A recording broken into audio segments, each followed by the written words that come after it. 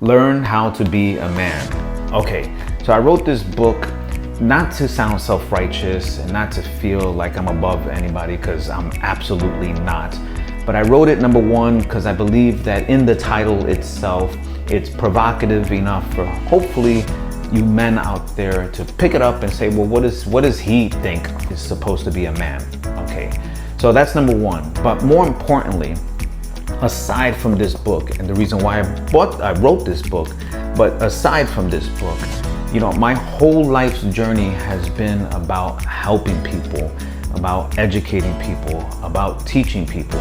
Wow, so you think you have all these credentials to do that? Well, we all have credentials to do something in some way, shape, or form or another.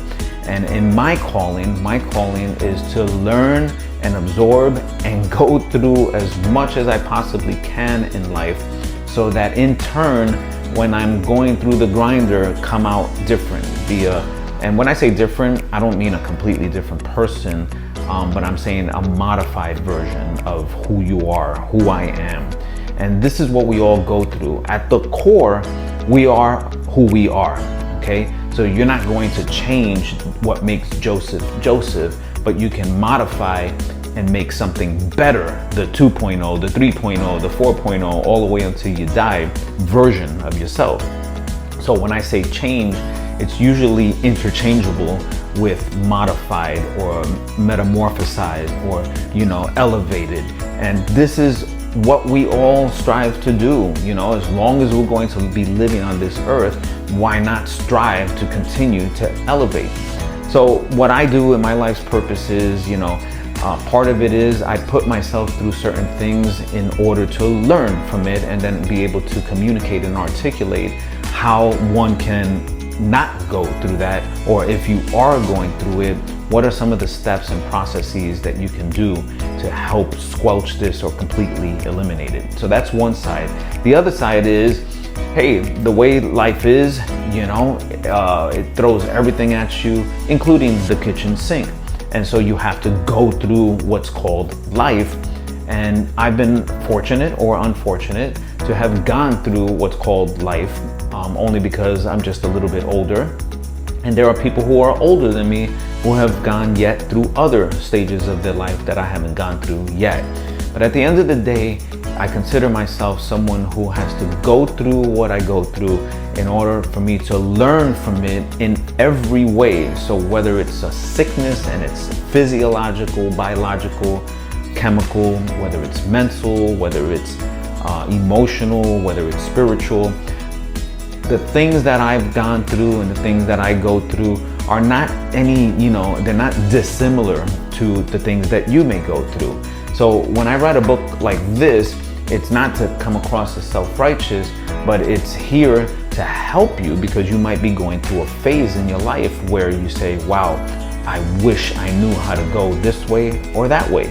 And so when you're kind of like at that fork in the road, maybe this book will offer some insights that would help be a catalyst for whatever direction it is you ultimately end up going.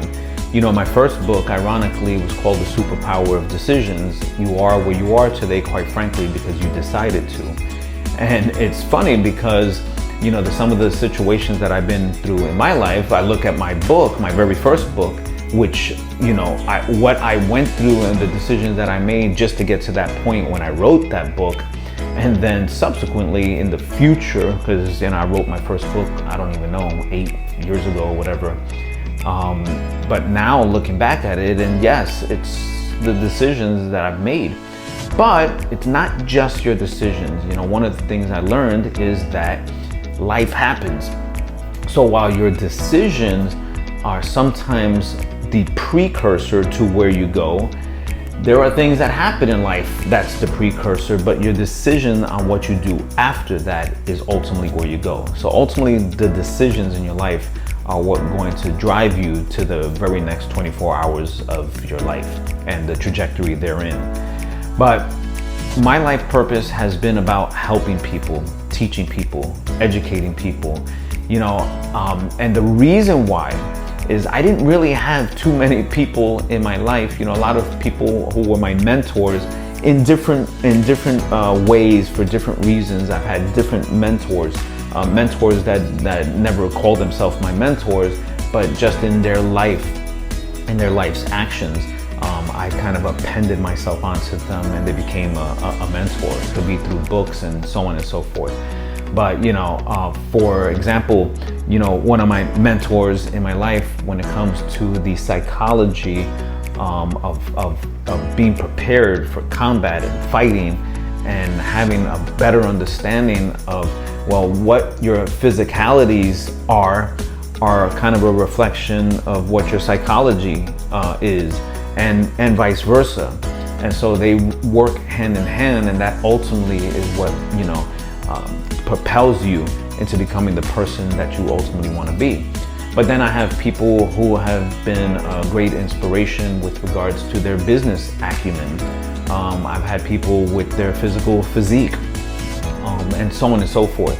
And you append yourself onto these different types of learnings, and then you extract what is not good for you, and obviously you put into your life what you feel is good for you, and you become kind of an amalgamation of your learnings.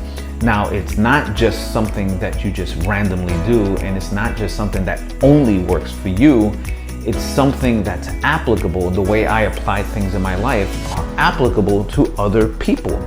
So when I wrote this book, Learn How to Be a Man, it was mostly to be provocative, or thought-provoking, to say, what does this guy mean, learn how to be a man? I am a man. But are you a complete man? And that, I think we can all agree, is something that we continue to strive for.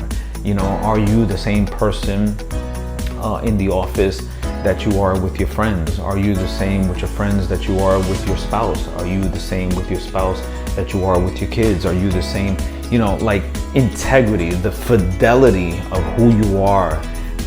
Is that the same everywhere and to everyone? Instead of being multifaceted little silos of who you are, we're not schizophrenic, we're one person, and you should be that same one person to whomever it is that you come in contact with. But when I started teaching in life, it was primarily because the empathy or sympathy that I had for other people who were lost and felt like there was no direction in their life. Now, we've all been there. And when I see people who are lost and or feel like there's no more direction in their life, again, I have a little bit of empathy towards people like that. And I say, well, man, if I went through something that was similar, maybe I could help this person. Maybe I can, at the very least, give my testimony of what I went through and how I got out of whatever that is, There are people who are depressed. There are people who walk around despondent. There are people who are basically afraid of their everyday life, their every waking moment. And, fear is not given by God. So that's definitely not a spirit that has been given by God. So we know fear right off the bat is of other than your creator. So if that's the case, that means something in our everyday life, something in our world is pushing us in a direction of anxiety and fear.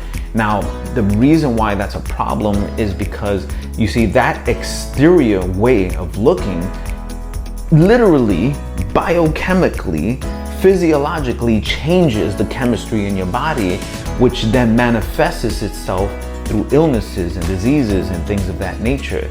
And so we can, again, curtail that and then stop it and nip it at the bud before it becomes full-blown, mental disorders or physical disorders or diseases that are irreversible or cancers. Before it gets to that point, I'm hoping that I'm able to help somebody. And this is my mindset, okay? I'm hoping that I can help somebody and I can be that preventative person that they communicate with, that will give them some hope and insight and say, well, this guy's been through this and this guy's been through this and this guy's been through this and I've been through those exact same things, and here are some of the things that this person did and some of the things that this person eliminated from their life in order to move forward and become productive and sane.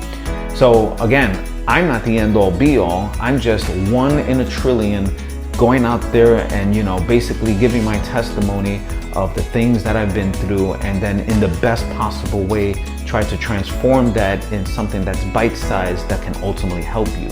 And the same is true when I teach martial arts. When I teach martial arts, when I started teaching martial arts, it was fully and solely only for combat. And in some way, it still always is, at least the underlying version of what we teach, but it's about combat. Now, combat has become kind of like a bad word, because it's synonymous with so many other things. But the way I look at combat, and I've said this many times before, is that we're all always struggling. There is a combative nature within us. Should we do this? Should we retaliate in this way? What do we do? Should we pull back? Should we hold? There's this combative nature just that exists in our minds alone. And that's why I'm a heavy proponent and believer of being renewed. Your mind has to be renewed daily in order for you to function in this world as a renewed, regenerated mind person that can be productive in this world towards helping other people. But when I was training combat solely, my objective and my goal was for people to understand that when you're learning martial arts, for example, this is not something that you just want to showcase. This is not something that you take lightly. This is not something like a jacket that you put on and take off. This has to become the very fabric, fiber, DNA interwoven in your every cell of your body and in your mind. It has to be your life, because if and when, and hopefully never, combat were to arise where you have to protect yourself and or your family, you better be ready to go and take action. Now, learning a martial art and being physically adept in order to produce outcomes that would hopefully give you an edge in survival doesn't mean that you're impervious to getting hurt. Doesn't mean that you're impervious to losing. It doesn't mean that you're impervious to being offed. It just means that you are now in sync physically, mentally, and spiritually with what you need to do should a combative situation arise. And are you ready to go 0 to 100 for the protection and the self-preservation of yourself and or your family and friends? And this is ultimately the highest level of martial arts. But in order to even accomplish that, you have to go through some physical duress, mental duress, and spiritual duress in order to see where you can find your equilibrium and find that homeostasis that gives you the balance in your life that you need to become that full 100% man that should a problem arise, you will know exactly what you need to do. But more importantly, you'll learn how to preemptively disarm any type of illness that comes towards your way with regards to your life and or your families. So my teaching has always been about the individual and about the person. And this is why everyone that I've ever come in contact with, and this is whether I'm showing you how to lose weight, showing you how to gain muscle, I'm showing you how to change your gut, I'm showing you how to reverse disease, when I'm showing you how to strengthen your mind and your brain, when I'm showing you how to get stronger, way stronger than you even look physically, I'm showing you all this as a tailored, custom-made person because I care about the person. There is no cookie cutter, conveyor belt, system that one size fits all. Never, never, never, never. And my teaching is very meticulous, but my teaching is made so that you can adapt to it for you. And this is why I take things very personal, when I'm teaching someone, because I need to know more about them, we communicate things, not so I can be nosy and not so I can know everything about your life, but that I know what I need to know in order to give you what I give you, whether it's physically, mentally, or spiritually, in bite-sized forms, because I know you and what you can handle and what you can produce and what it is that you can ultimately outcome. So at the end of the day, guys, this book here was written with some good information, things that I've exercised in my life. And one last little footnote that I want to mention here is that I'm not going to be teaching anything, nor have I taught anything, nor will I speak on anything that I don't know. So if I don't know something, I will not teach it, nor can I even comment on it other than, sorry, I don't know that. But if I do know something and I have gone through things and I have exercised it in my life, then you can rest assured that you will know. And at the very least, you take the information, and like I said, you take the bad stuff out and you take the good stuff and you apply it to your life to become that full 100% man that you were created to be.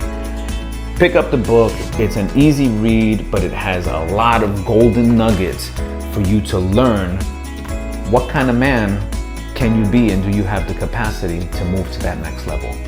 Well, I'm looking forward to hearing from your comments and from you, and you can always reach out to me. Like I always say, there's a billion ways to reach out to me. Just type in my name. All right, take care. Peace.